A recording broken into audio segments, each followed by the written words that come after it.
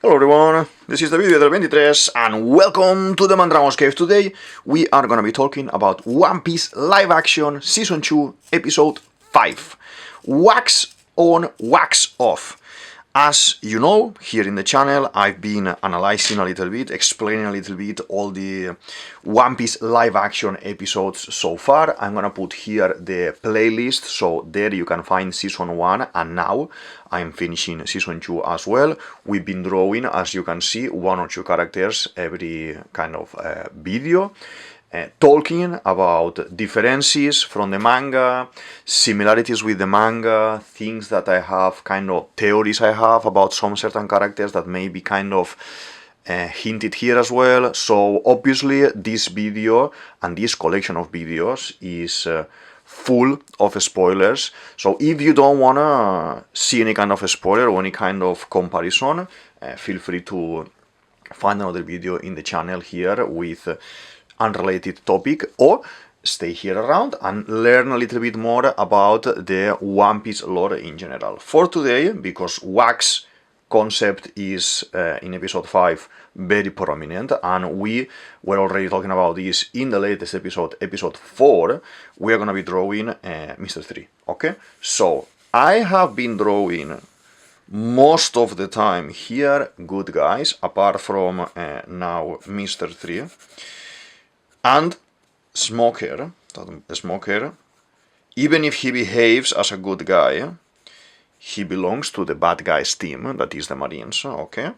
We still need to learn more about him so we can actually make an assessment in whatever is going to happen with him.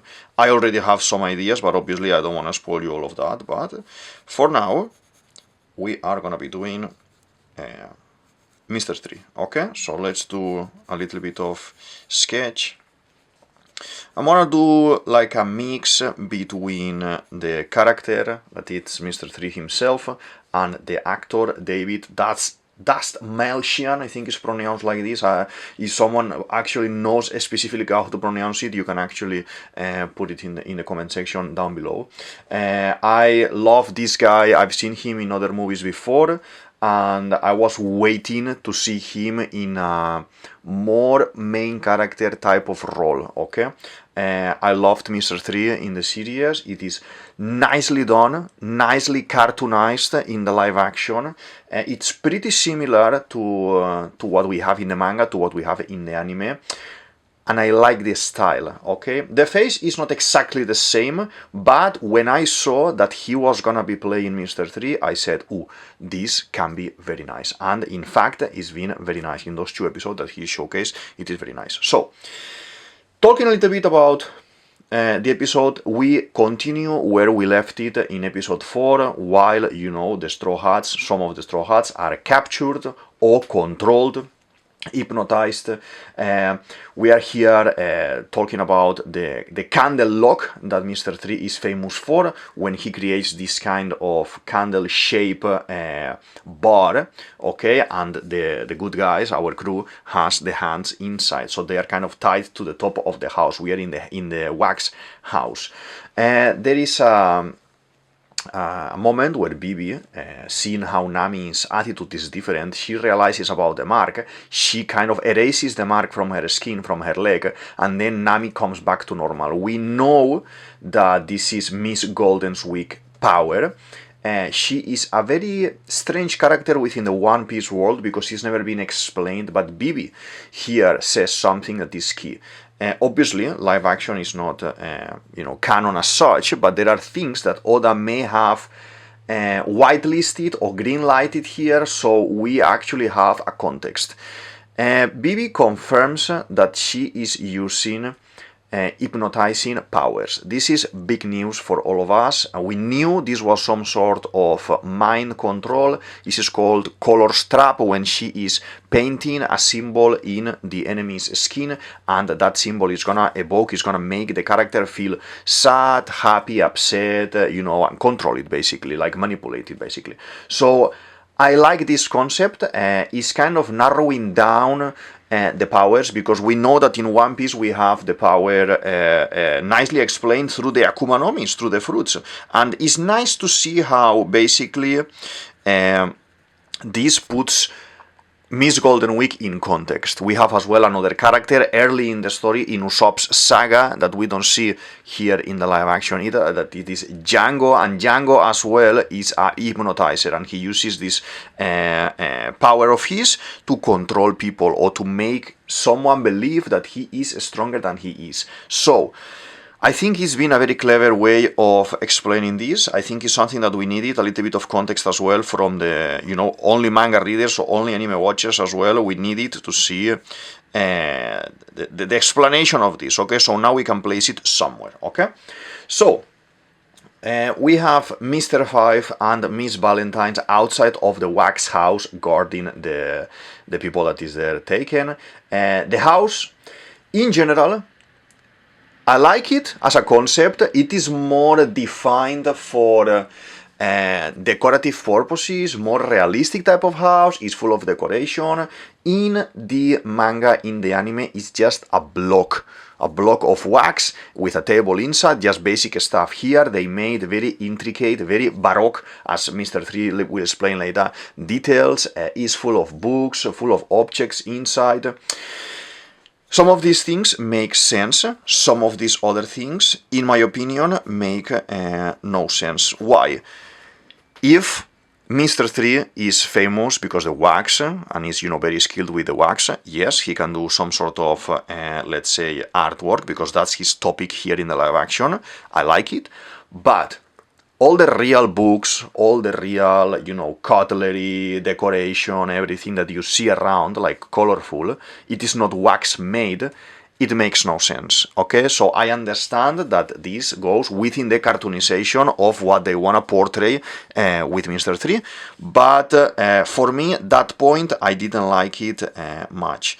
Just simply because when I'm reading One Piece, even if it is a fantasy story, and very, very fantastic, we know this, the things that are happening make sense.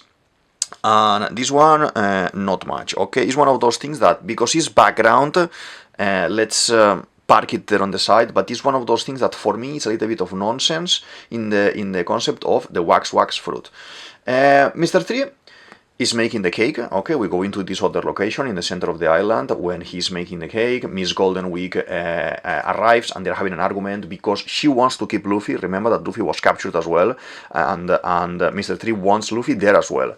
All of this is being observed, is being spied on by Usopp in between the trees, and Usopp leaves. Okay, so he goes and finds Luffy, and Luffy is very negative. He's been painted as well on the face with the blue color, I think it was, the sad color, so he's crying, he's, not motivated at all, and Usopp, we see how Usopp is being running up and down, and I like this moment of Jacob, the actor who plays Usopp here, how he's having this motivational speech. We know Usopp is a very, a character that is very scared all the time, that has his limitations. I think he is my favorite Straw Hat. He's always been my favorite Straw Hat because he is the most human, with no fruit, with no extra power, with, the fear there of what's coming.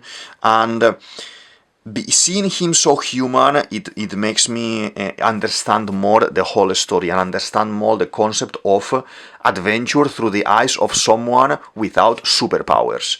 How Jacob portrays here the frustration, the tiredness, the not understanding what is happening with the situation, and how he's, motivating Luffy to not give up and everything, and, together, Captain Usopp and Luffy, we're gonna get this sorted.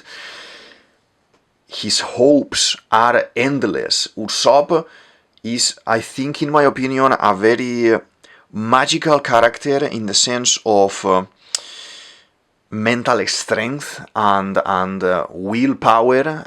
If there is this concept of, the will of D and everything in One Piece, and wanting to become something better, someone better, improved, Usopp, I think, is the perfect character to embody this concept, because, as I said before, he's just a human there, hanging around, and I like it. And as I said, Jacob the actor who plays Usopp, here his face is giving so much emotion that is, I would say, one of my favorite moments as well in the series with him. Very, very nice, very interesting.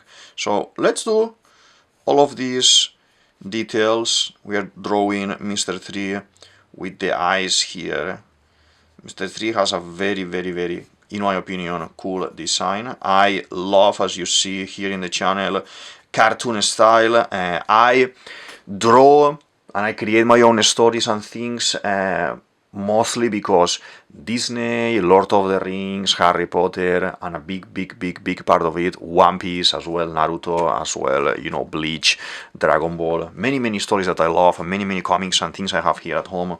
And the thing is, the cartoon style is my favorite. So when we have something like his One Piece in live action, cartoonized in a way that we have live action people, like real actors, playing these very surreal scenarios, for me, I love it. I remember once ages ago told me, you know, this character that you have drawn is a little bit maybe too skinny, in the sense of the legs are too skinny and everything, and you know, this was someone without any kind of art background or knowledge. He just for the personal taste, he said, you know, he's too skinny for my taste. And I understand this, but the thing is, characters like in One Piece, you see how the fantasy and the bodies are different, the design for everything is different. You see how as well the concept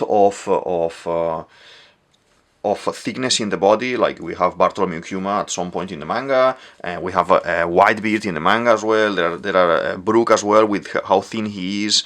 It reminds me as well, it's like characters from, for example, Nightmare Before Christmas, Jack Skeleton there as well, how thin he is. That's a character as well designed for the movie Nightmare Before Christmas, and you know, Studio Grangello was working in those things as well and everything with the Corpse Bride, and how the concept of thinness here, the concept of cartoonize here is very nicely represented in these stories. In all of them that I have mentioned, even if they are more live action or more comic-y, all of this concept of extravagance within the comic, it is very intensely portrayed. Like here you will find Mr. 3, you are not gonna find a guy out there, you know, on the street that is wearing by default, you know, like this type of haircut with a number 3 on the head. And that is very funny for my taste, for my likes. This is very funny.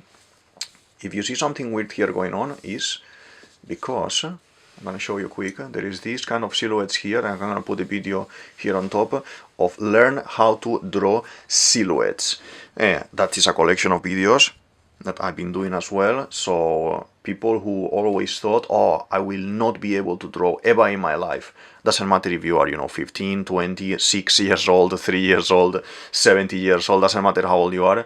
That playlist is gonna help you to learn the very basics, so you can from there practice and learn how to do characters. If you want at cartoony level, that's as I'm explaining now, at cartoony level. If you want more realistic, you just need to keep working on the same basis, okay? So that is a nice thing for all of those that are here, because the drawing more than the One Piece or the concept that we talk or the topic that we talk in the videos, okay? But just so you know that this is here in the channel as well, and that playlist, it is actually gonna be growing more. Now is because we are doing the One Piece live action, and I want to have a little bit of focus in this, so I can have one episode per week.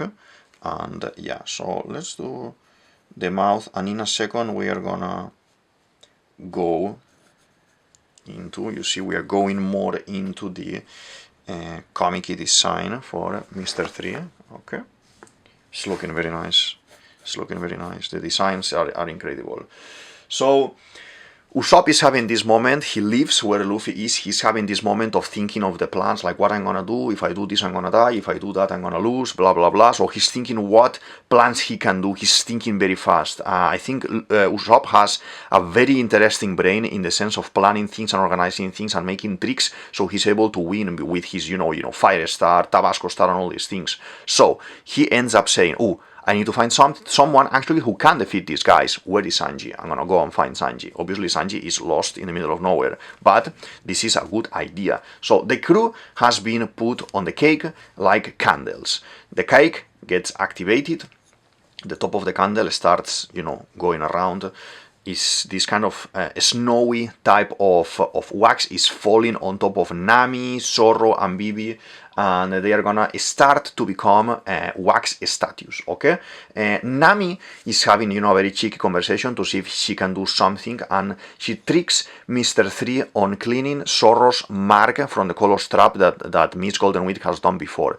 This is why why it's happening is because she realizes that on their cockiness, let's say, they didn't take the swords from Zoro. So Zoro still has the swords and he could do something. So she says, oh, okay, if we manage to clean that, we're going to be able to fight somehow. So none of this happens in the manga, okay? We see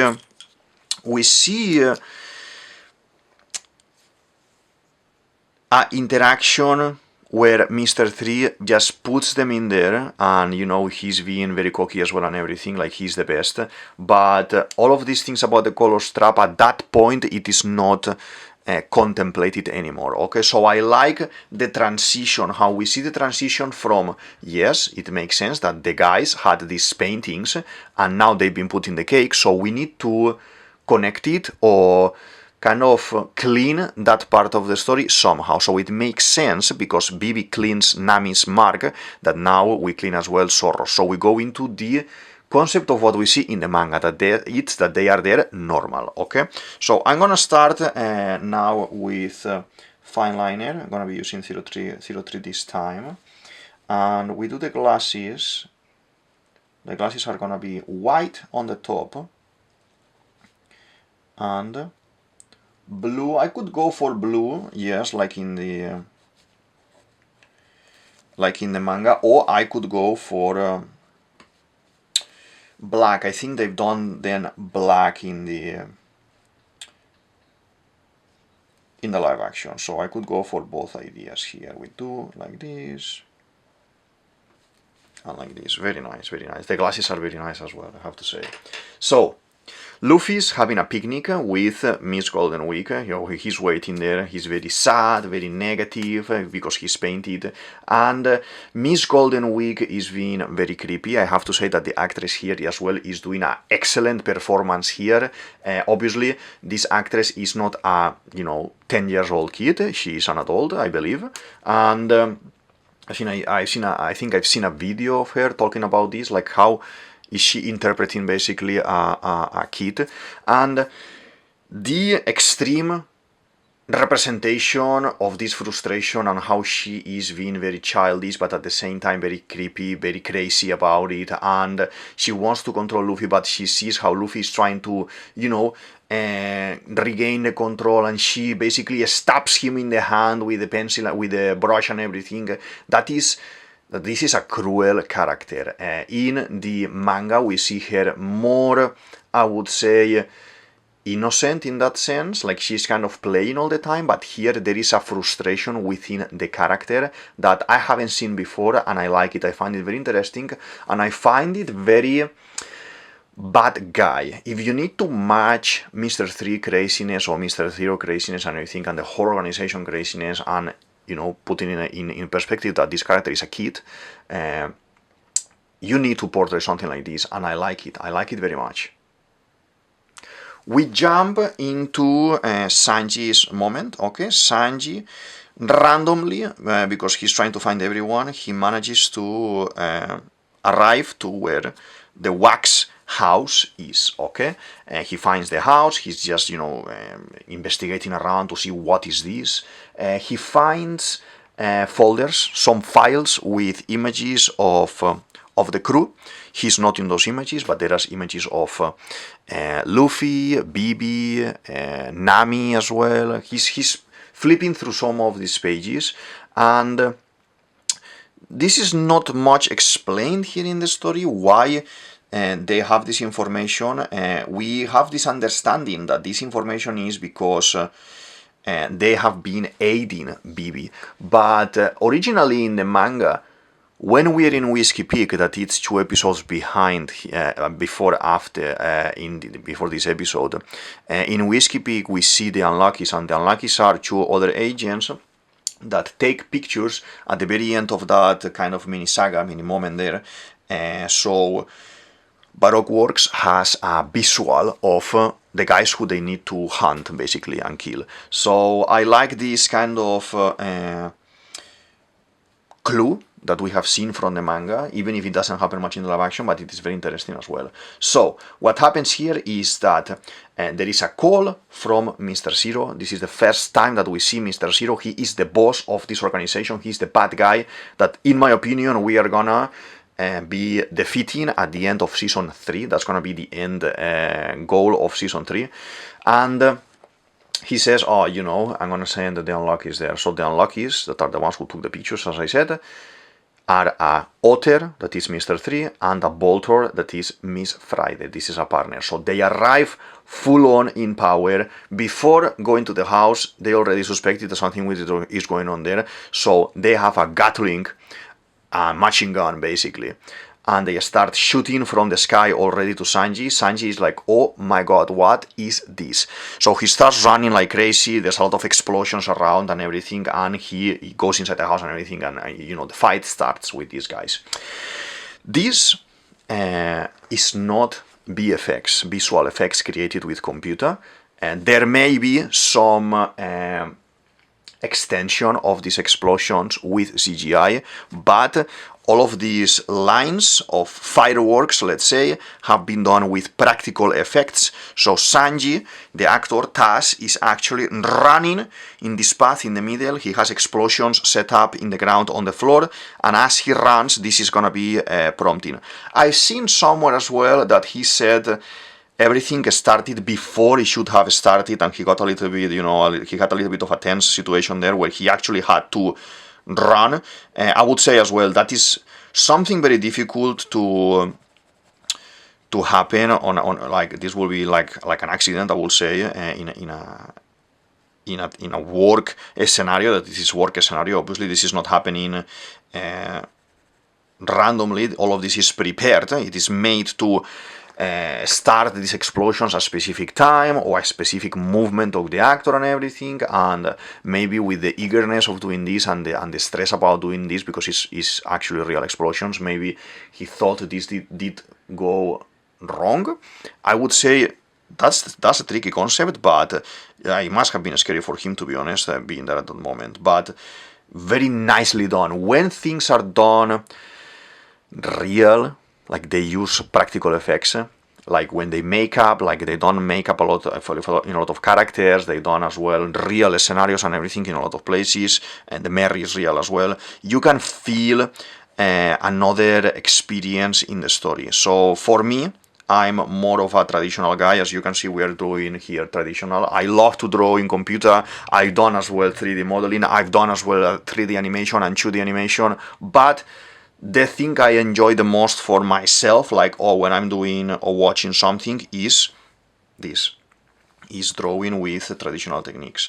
As well, if you like to draw and do your things as well, feel free to share down in the comment section what is your favorite method of art in terms of, you know, digital, traditional, 3D, different techniques obviously, or different kind of fields as well. If you are a musician and for you is the music, I feel like you say, but with the music, feel free as well to express it there and share your interests here. Okay, so I would like to know as well what things are you doing in terms of artistic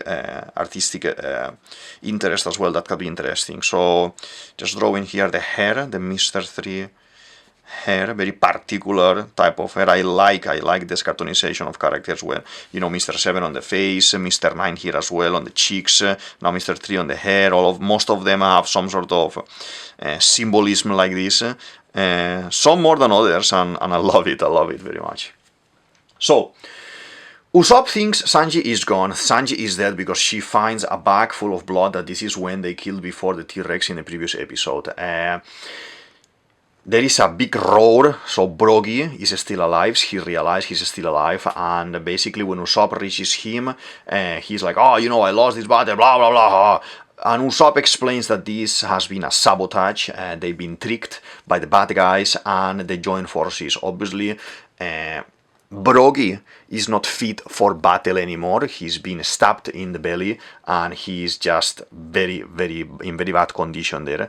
There is a moment that, you know, he says, I wish I could go, but I can't. Basically, maybe I was talking too fast. And he says, but this is not going to be a problem for Usopp, you know, the great Usopp, the great warrior of the sea and everything, you know, as they were talking in the previous episode, the Lord of Destruction. So, this is very important. There is a moment where Usopp has his revelation moment here. He is sharing with Brogy that, you know, he's not all of these, you know, he's been in situations that, yeah, they were dangerous and everything, but, you know, he's not all these things that he's been saying. He is scared. He's a lot scared and he can't do it on his own, blah, blah, blah. And Brogy is saying, you know, I trust you, I believe in you and everything, and he's like, how can you believe in me if I'm scared of death? You know, the concept of death is a very intense topic with Usopp.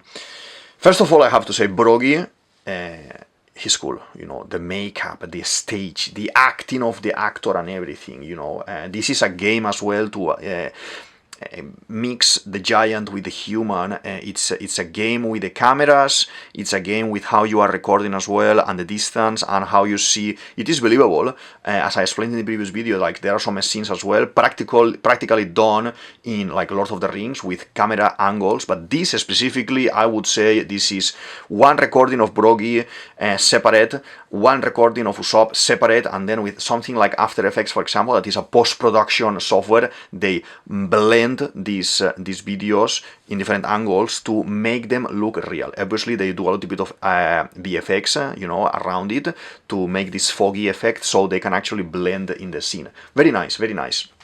But the point is that Brogy comprehends deeply Usopp.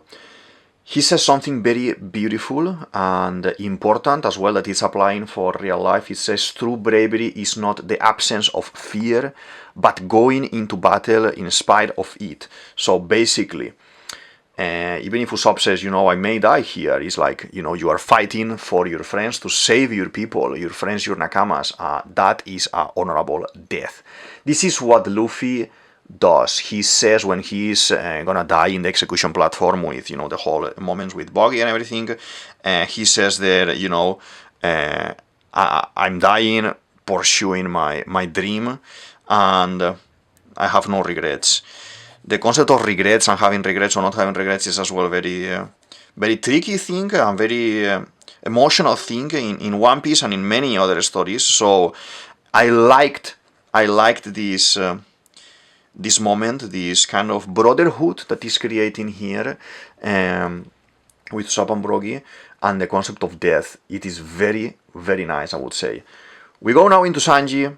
He defeats the Unlockies. There is a big fight here. This is Sanji's big fight in Little Garden because he's separated from the rest. Those Unlockies are fighting, yeah?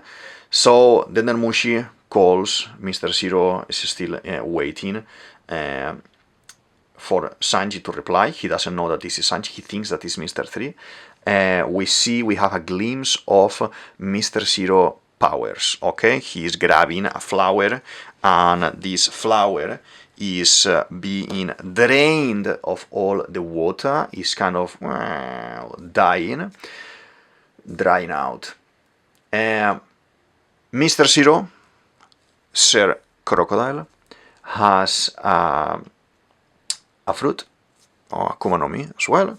It is the sand power, it's the power of drying everything, and he's just showcasing a little bit of that. This power is gonna be when we see it in Season 3, very similarly done in the terms of VFX to smoker is gonna be this mist, this sand that is gonna become character, like we have the smoke becoming character and the character becoming smoke. We're gonna have the same. We're gonna have this integration of particles as well in VFX, with particles being all these tiny things flying around like the smoke to create the effect, to create these 3D realistic, hyper-realistic you know, elements, let's say like fire for example. And I have big hopes after seeing the smoke with the smoker. I have big hopes for this character, for Crocodile, for Mr. Zero. I cannot wait to see that. Obviously, I said this video was gonna be full of spoilers, and we're gonna be talking about manga. We're gonna be talking about anime as well and everything. Crocodile, Mr. Zero, is in Alabasta. We are gonna go to Season 3 to Alabasta to save Bibi and to save Bibi's people. Crocodile has the control of one of the places there called, I think it was Rain Base, where the casino is. And he is in this kind of underground facility, like a bunker type of facility under the casino. He owns the casino. He is a Shichibukai, like Dracul Mihawk that we meet in Season 1 and defeats Zorro. He is playing both sides, and that's gonna be a very nice analysis when we reach to that point. Probably we finish the Season 3 drawings with Crocodile, because he's gonna be the big deal here. And I like it. I like the actor. I have seen things of the actor already that he's gonna be playing, some moments and everything. I'm not getting tired of saying, Netflix, do not show so much content before releasing the episodes. I, personally, as a fan of One Piece and every kind of media, I want to be surprised when I'm watching the series. I want to watch the series and say, oh my god! Spoilers are unavoidable nowadays, more with social media, more when we all are talking about everything. But to see something of a series that you are showing me before, maybe it's losing the kind of magic a little bit. Like, I had as well big hopes for Nico Robin here, and in the first episode we see the images from the promos, and that's it. And I wanted to see all of those things as a surprise, more of those things, and all of them as a surprise. But I understand that they need to sell the product, because at the end of the day this is a product and everything, and this is as well to reach people that in other circumstances will not look into One Piece because they don't want to read manga, because they don't want to watch anime or cartoons. But a movie like this, a live action series like this, I don't mind to see it, you know, while I'm having dinner watching this, and it's real people. So yeah, it's fantasy story, but I can, but I'm not gonna sit and read the manga. So I understand that this is made for them as well, respecting the original material and respecting us as fans and readers and watchers of this project, like for 30 years. I understand all of this, but please don't show us too much, okay? So Sanji finds an eternal log pose here. We have explained already what is an eternal log pose, okay? This is a device, this is a log pose like Nami has on the wrist, but this is not changing direction and pointing towards different islands as it registers the magnetic field. This one is, as I explained in the previous video as well, is pointing only towards one direction, the same direction. This seems to be to Alabasta, okay, to Bibi's place. This is very important because this island that we are, Little Garden, it is not registering. It is registering, well, what we know from the manga is that it takes ages, like years to register. And a lot of people, and we know this from the manga, as I said, is that they arrived there and they couldn't continue the adventure, so they end up dying as well. So it is important because we don't have any way of exiting the island. You know what I mean? So how are we gonna sail? We can just sail and let's see where we're gonna go. That will make sense if at some point, for example, you don't know where to go, you just sail and wherever we go. That it makes sense. But in the concept of One Piece, in theory, you have a big problem if that's gonna happen to you, okay? Because you don't know where are you going. So the log pose is key. If you don't have a log pose, you most probably end up dying somewhere in some random place, and there is no coming back from that. But now we have this. I like how the log posts are done as well. They are very loyal to the designs in the manga. I wish they would do some kind of merch and everything, because I will 100% get one of those. The other day I got a small pin from the live action of the Gomu Gomu that they done as well a slightly different design for the Gomu Gomu here, and they have, it is like a spiral line spiral, like a long S. But in the manga, it's just spirals, like it's like swirling like this. So I like it, but it's a little bit different. So yeah, I mean, it's interesting. So I got one of those pins for my lanyard and everything, and it's looking very nice, to be honest. Let's add a little bit of black, okay, for the hair and for some of the shadows, like I've done in the other characters as well.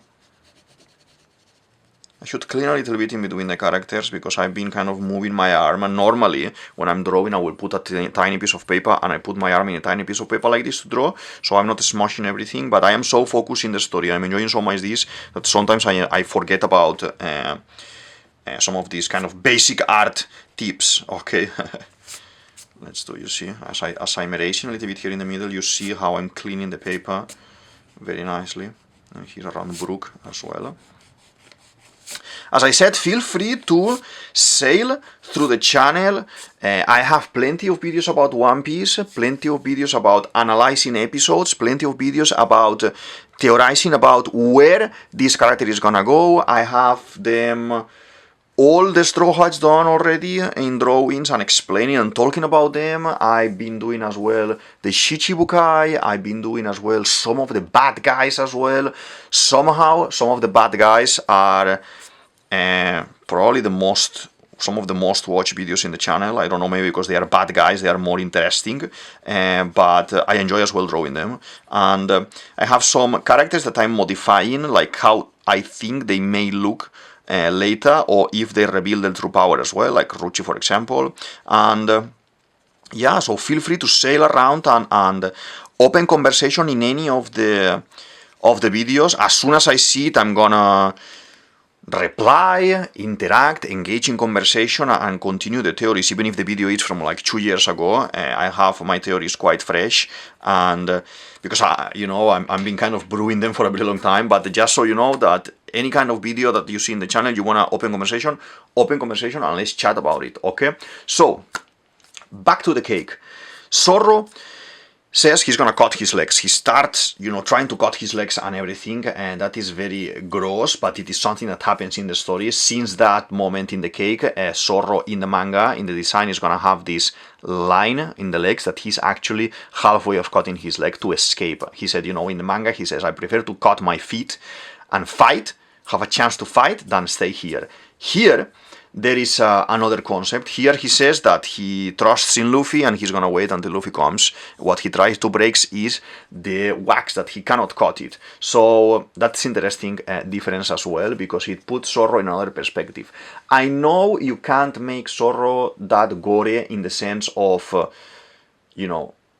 cutting his legs, because maybe it will be a little bit too much, even if this is realistic, but I understand the changes here as well, okay?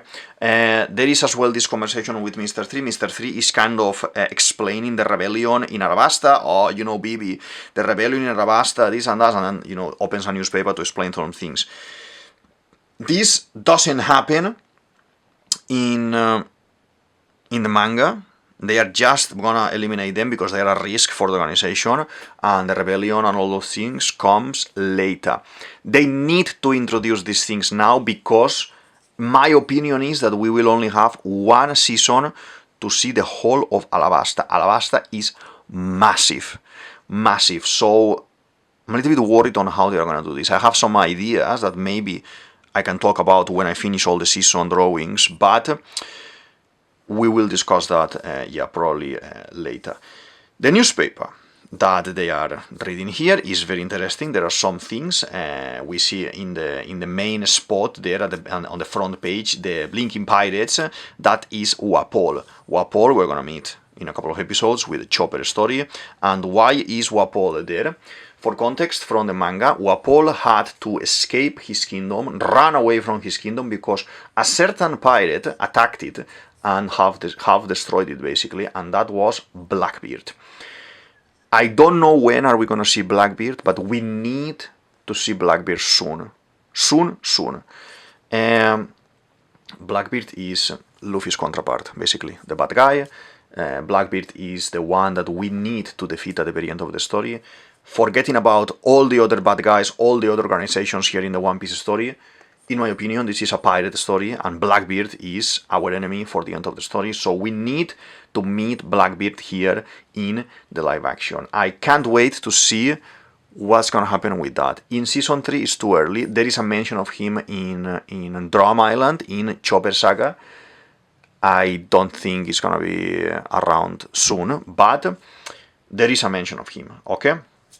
So, Doskoi Panda is there as well. That's a brand, that is a One Piece brand of clothing that we see in the whole story. There's as well on the other side, the pet shop reopens in the East Blue. This is the Shushu story as well and everything. Very nice, very, emotional story with Shushu.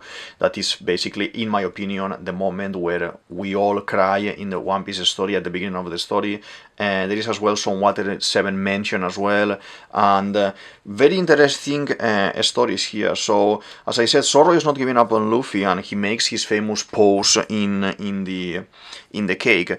Originally as well, he says, if I'm gonna die, I'm gonna die with a pose. I'm not gonna be just doing nothing. So I'm gonna make like this nice epic pose, and he's just basically here waiting for Luffy. I would have liked maybe a close-up of the pose of Zoro, because it's very funny. It's one of those funny moments that Zoro has in the story, even if it is a critical situation where, he is just gonna die, and in a very cruel way, like basically asphyxiated with the wax on his face and everything. So, but I like how he goes for this kind of hero type of pose, and even when, the Straw Hats, they don't like to be heroes, they are just, pirates and everything, and they don't like this concept, but I miss that a little bit, I would have want to see that a little bit. Let's do a little bit of lines around to bring back the face after painting it with the color. So, we go into Luffy. Luffy is fighting himself, so Miss Golden Week is changing colors, and now he's painted black. In black, she says to him, walk into the ocean, and he goes very negative there. So he is walking towards the ocean to drown, because we know that the Akuma no Mi users, the fruit users, cannot swim or float or anything, so they will sink and they will basically drown. And as we go, Luffy is being, I will never be the king of the pirates, I will never achieve this, blah, blah, blah, very negative. This is, in real life, a very important thing that we need to mentalize ourselves. When you have this bad discourse about yourself, that is negative, that is affecting you mentally, even if you don't realize. You need to say always positive things about yourself. This is one of those things that Luffy is teaching us all the time. Oda is teaching us all the time. When you believe in yourself, even if you see it difficult, you believe in yourself and you say, I got this, I'm gonna do this, doesn't matter how much it takes, like Luffy, things work better, you become stronger mentally, and I think it is a very nice lesson. I have learned so many things with One Piece, with Oda's story, and most of them, maybe I want to believe that he didn't even know that he was kind of creating this kind of philosophy in some aspects, and he was just trying to make a nice story and enjoy the story himself first of all, but these kind of interesting concepts are marking a lot of people, are kind of making important feelings and developing of feelings in a lot of people out there, like in me, and it creates some sort of how would you call it? Respect.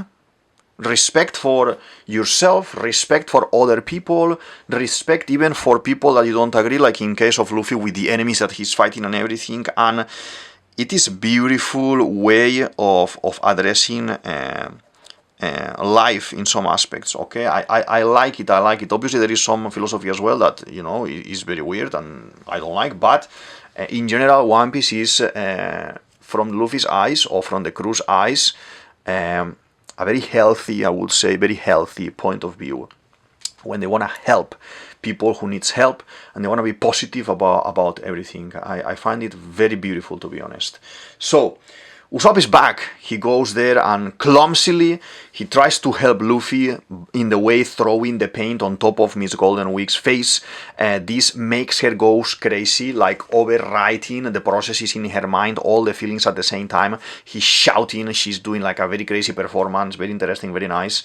And Usopp manages to go there to Luffy that is already in the water, like, you know, going into the water, like almost dying, and saves him. So Usopp is here to rescue you, blah, blah, blah, and he rescues him, actually. Usopp is the star of this episode. There is a key character that we don't have in Little Garden, that is Karoo. Karoo is the bird, the duck that Bibi has, that Bibi rides around, okay? It's been mentioned, there's been mention of him in the previous episode, okay? While we were drawing Brogy, I believe it was. Yes, Brogy. They are companions. There is no Bibi without Karoo and no Karoo without Bibi, you know? And I miss that. I hope they do it somehow. They make him somehow in the other story, in the season 3. I don't want to see him only just in the background, as I know, because the interaction of human and CGI is going to be very difficult. It's not just like Chopper, and this could cost a lot of money. But in the manga and in the anime, Usopp and Karoo are the MVPs of the story in this mini saga, and both of them save everyone here as well. So focusing Usopp and Jacob's performance is beautifully, and I like it. It works very nice as well. I guess they need to take things because they cannot showcase everything in the live action. I understand, okay? I understand. So, the cake is almost complete. The characters, they're Nami, Bibi, and Zoro, are almost fully wax figures. It is too late, so we arrive there, and you know, Usopp and Luffy arrive to where the action is happening, and when the time they arrive, they are then fully wax. Mr. 3 says there's a couple of minutes left. They have maybe a little bit of air inside, or they can breathe and then die asphyxiated there. That's crazy. And this is the timer. We always have a timer in One Piece. You know, the bomb is gonna explode, this is gonna fall, the cage is gonna close. There is always, when we defeat a bad guy, some sort of timer. This is Oda trademark, basically. Mr. 3 looks like he's gonna face on the fight and starts fighting. Mr. 5 is there, Miss Valentine is there. There are, you know, 3 versus 2 is kind of okay for them, and all of them have fruit powers. But he escapes, he runs away, and that's very funny as well for Mr. 3 character, because Mr. 3 character doesn't look strong physically, okay, but the power is everything for him, okay, the Akuma no Mi is everything for him. So, Luffy runs after him, so that is leaving us Usopp versus Mr. 3 and Miss Valentine. It's a plan, okay? So Usopp starts running around. He says we are gonna face each other like the warriors of Elbaf, and says I pick. They let him pick to see which he gonna fight first. I'm gonna pick Miss Valentine because, you know, he took Nami, and I wanna take revenge about this. But he's very clever. He already has a plan. He's moving around. Miss Valentine is stomping with the feet with her kilo fruit, and with these kicks is making the ground affect the cake, so the cake is breaking as well. Clever Usopp. I like it. Something that it happens in a different way in the manga, but it is respectable as well. It is working for what we need here. Okay, so we have Mr. 3, Mr. 5 is a little bit upset, he's waiting around, and we jump into Mr. 3 has created this crazy amount of doppelgangers of himself. He has a lot of doubles, and this is a trick, obviously.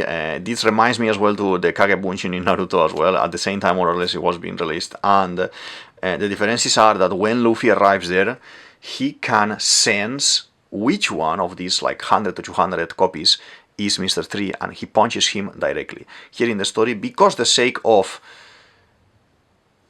Luffy's design and seeing how this fight can perform, it will be too quick. To someone who doesn't have the background in One Piece, this is nicer in the live action, because Luffy's trying to find him. He's punching all of them. The Gomu Gomu power is portrayed very nice, how he's bouncing from one to another. So I like it. It is not loyal to what happens, because, you know, there's concept of haki and the concept of, you know, Luffy's power here that is not being showcased, but it's how it should be for the live action, how it works the beta for the live action. It's very nice. So back to the cake fight, and obviously Usopp's being punched on the face so much next to the cake that the cake starts to break, or he's gonna have an honorable death. But then, because the cake breaks here, the fight starts.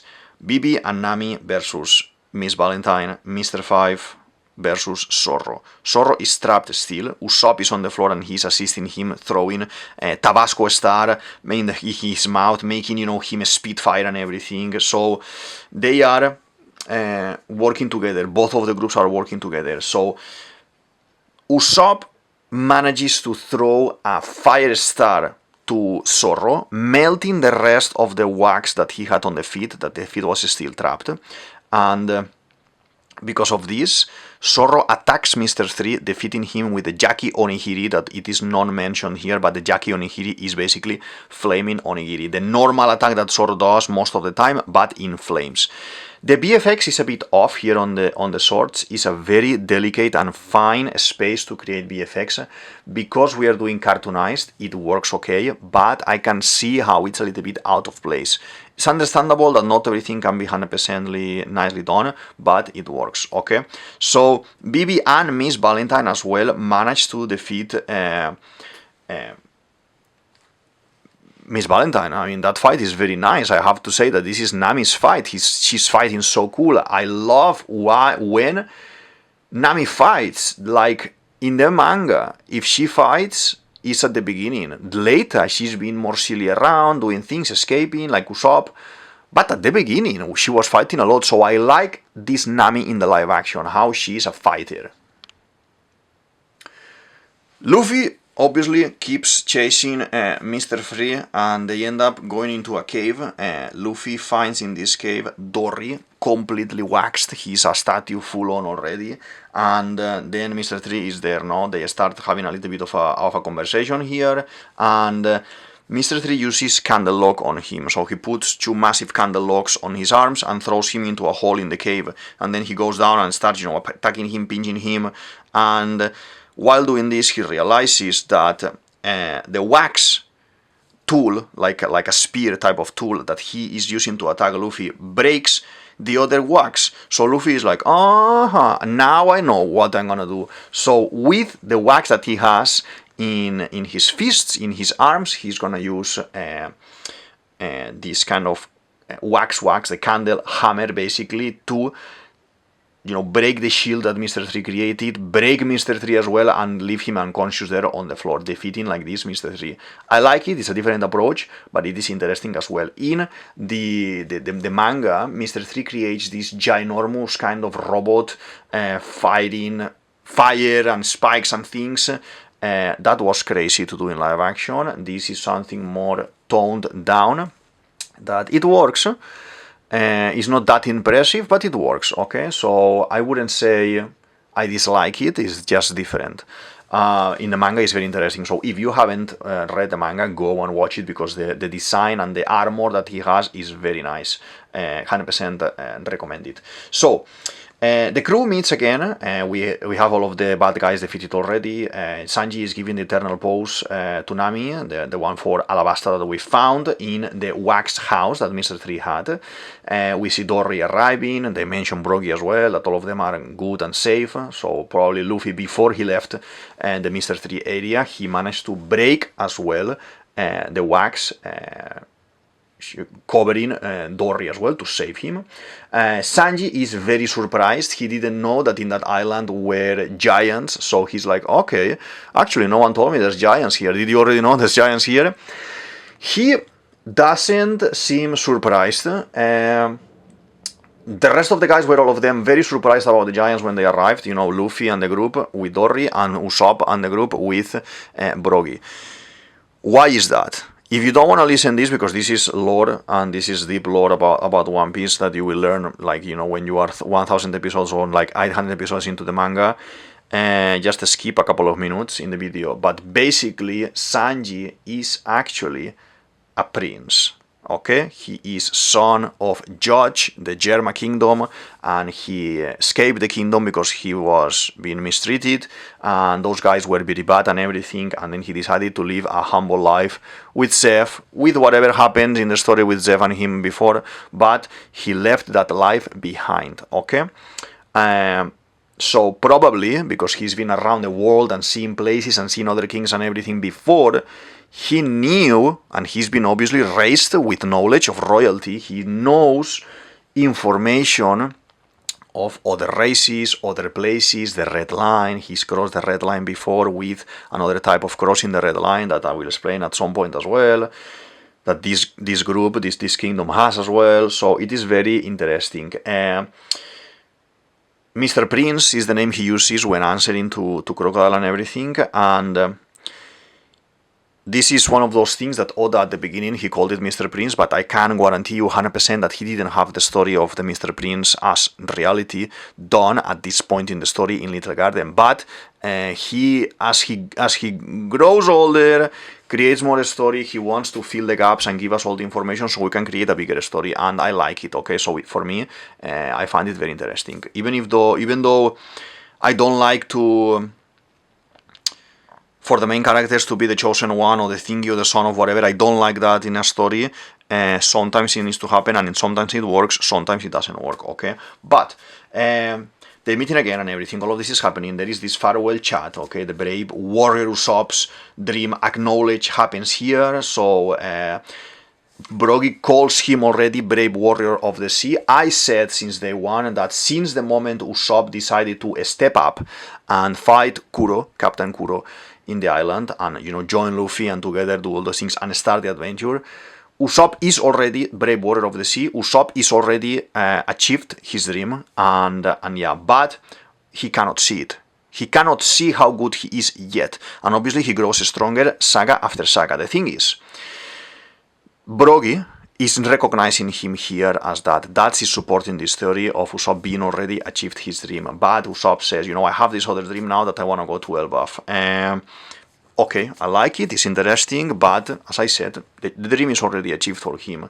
And it can be repurposed, and now the dream to be to die as a great warrior of the sea, a brave warrior of the sea, like a giant, the ultimate honorable death, like Brogy was mentioning in today's episode. It may be, and maybe Usopp needs to sacrifice himself at the end of the story to save Luffy, or to save Nami, or to save Sanji, or any of the crew, or the whole crew, to be honest, as well. And I would like it. Yeah, it would be very sad. Yeah, but it would be absolutely epic, to be honest. In this farewell as well, the giants say, sail straight no matter what. You know, Bibi has a little bit of a speech about, you know, here about, you know, with Dory. Dory is like, oh, you know, be safe, blah, blah, blah, and everything. Okay. There's a monster in the water. The giants are talking, there's a monster in the water, keep going. And this is exactly like in the manga. A ginormous goldfish comes out of the water. It's massive, round, cartoony, very nice. And they are in the crew, let's escape, and no, let's keep it straight. And then the giants from behind, from the island, they do an attack called Hakoku Sovereignty. This is a top tier Elbaf attack that we know. There are some top tier characters in One Piece that they use it later as well, connected to Elbaf, so they learn from the warriors of Elbaf. It is incredible. They blow a massive hole in the belly of the creature, allowing the ship, the Going Merry, to pass, to sail through the hole, through the insides of the fish.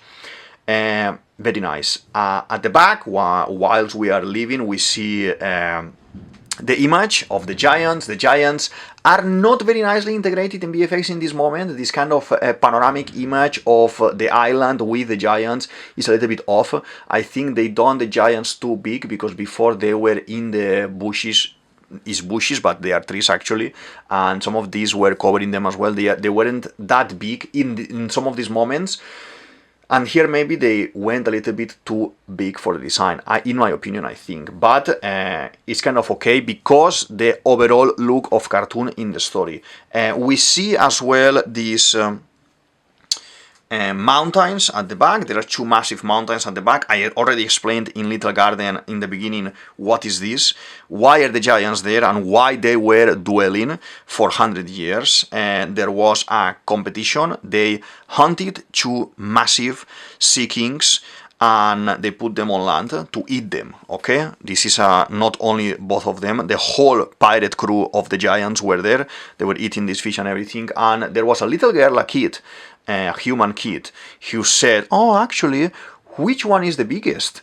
And then they started to fight because, oh, mine is bigger, no, mine is bigger. And this is something that happens again now with Dorian Broggy in the live action as well. So, and you know, the parallelism and the funny story with the T-Rex and the Triceratops in the manga with Sanji and Zorro. They are doing the same that these two guys were doing. So, 100 years of fighting, and they are still arguing about the same thing. Very, very funny, very interesting concept here. But as I said, you know, the BFX, in my opinion, a little bit off in this scene. We're leaving. We're on the boat. We're on the ship. We are in the cabin. You know, we were eating, feasting, and everything. There's a lot of food, nice meat, and everything, drinking, and Nami stumbles a little bit. Okay, so there is something going on with Nami that is a little bit weird. We are in the wax house. The guys didn't die, okay? Some of these guys didn't die. We don't see some of them.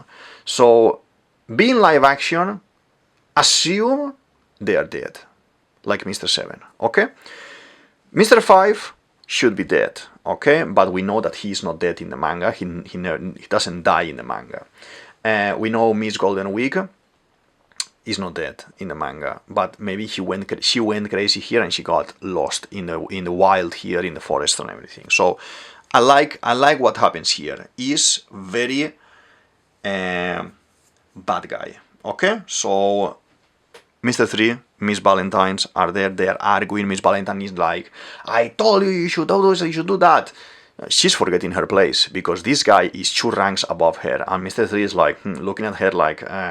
So they receive a call from Mr. 0, from the boss, and they are like, okay, I'm gonna tell him everything because you messed it up here, because of you, we lost everything, blah, blah, blah.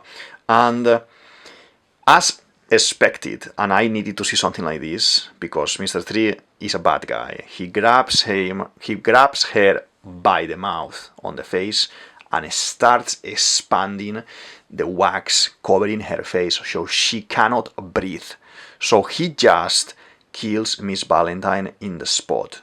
Akuma no Mi user here. So, a lot of implications here, okay? We know that Miss Valentine is alive in the manga. We know that Mr. 3 manages to return to Alabasta later. He's very defeated, but he manages to go to Alabasta. Maybe there is interaction with these two characters, him and Mr. 0 later. I would love to see that. And interesting thing is that later, much more later in the story in the manga, there is going to be a character called Caribou, and Caribou is a swamp user. Basically, he has the swamp fruit, and he will do to a certain character, another bad guy, he will do this, and he will, in theory, kill one of these guys, making a swamp around his head. When I saw it in the live action, I said, oh my god, this is so nice to see at this point, because we are not gonna reach to Caribou, in my opinion. So it's very interesting, very bad guy, concept with Mr. 3, and that means that we're gonna see more things of Mr. 3. In the manga, and again, once again, spoilers, a lot of spoilers, Mr. 3 in the manga, it is gonna join Buggy. So Buggy and Mr. 3 and Alvida, they're gonna be, you know, there. So that is very nice. I think my forecast, because, you know, talking about Nami, my forecast is that we're gonna follow this line. And since very early moment in the story, in the live action, we are gonna see probably at the beginning of season 3 how Buggy comes up again, Alvida comes, and then Mr. 3 is gonna somehow join forces with them. This is something that doesn't happen until Impel Down, later in the prison, but it is nice. It is nice. Well done, guys, in the One Piece live action and writing team and in the production team. Very nicely thought, to be honest. As I said, we're drinking, we're eating, everything, you know, they are talking about Usopp. Usopp is the hero of Little Garden, tell us their stories, and Usopp is being like cocky, like, oh, okay, you know, there were 6 guys, 7 guys, 8 guys, and BB is being funny around, so kind of, Usopp, yeah, maybe, I didn't see how many of them, like kind of supporting this kind of innocent lie from Usopp. Sanji reveals that he defeated 2 agents as well, and they are like asking, oh, what do you mean, like how did they look actually? And Bibi knows who the unlockies are and that they are animals, and he's like, oh, actually, yes, they are very strong as well. So Bibi is kind of going into the role of Nakama here as well. Very nice. There is this beautiful moment of bonding with Nami, like Bibi and Nami are talking, and Nami says, you know, it's very nice to have another girl in the group. There is a concept of sisterhood with these 2 characters since day 1. They fight a little bit at the beginning in live action and in manga, but then they connect very nice and they become very nice friends. I have my theory about this. Obviously, I'm gonna put it here. The theory, I don't want to explain it, but you can watch it here. But I think there is beyond what we know concept theory behind the lineage of these 2 girls going 900 years ago. So I put the theory of Nami there, so you can watch it if you want, and if you want to come back here and talk about it, we can talk about it. If you want to talk about it in the other video, we can talk about it in the other video. I don't mind, but watch it because I think it's very interesting, you know, the connection that these 2 girls may have. Bibi sees something going on with Nami. She's not feeling well. Nami leaves the cabin there when they are eating, and as soon as she comes out, she feels a little bit dizzy, and she faints and falls on the floor. Okay, we finish the story like this, very ominous ending for someone who doesn't know. I'm not gonna say what happened here, but we will analyze it probably in the next episode. But Nami is ill. We haven't seen this thing in One Piece yet, okay? So far, everything is nice, everything is, you know, happiness or fighting or, you know, becoming a better self, but illness and the worries that this is gonna bring, we haven't seen it in One Piece. So it's nice. It's nice topic to explore within the crew to see what's gonna happen. We go into the credits, and I say this, I think, in every single episode. I love the credits. I don't know who has drawn those designs, but they are very nicely done. These are concepts of probably early stages of the preparation for the live action and how they designed how they were gonna be looking. I don't think this was Oda drawing these maps or these scenarios, but I love them. They look beautiful. I enjoyed this episode very much. I enjoy this series so much. I can't stop talking about it. We will do another video next week or earlier, I don't know. But there's only 2 or 3 more left. So far we've done good guys, apart from Mr. 3 and the Smoker from the bad guys teams. And yeah, I think this is everything for today. Let's sign here. This is DavidViadel23, DavidViadel23, you can say it as you want, and this is the Mandragon scale. I hope you enjoyed the video, you enjoyed the chat, and I'll see you in the next one. Thank you very much. Bye.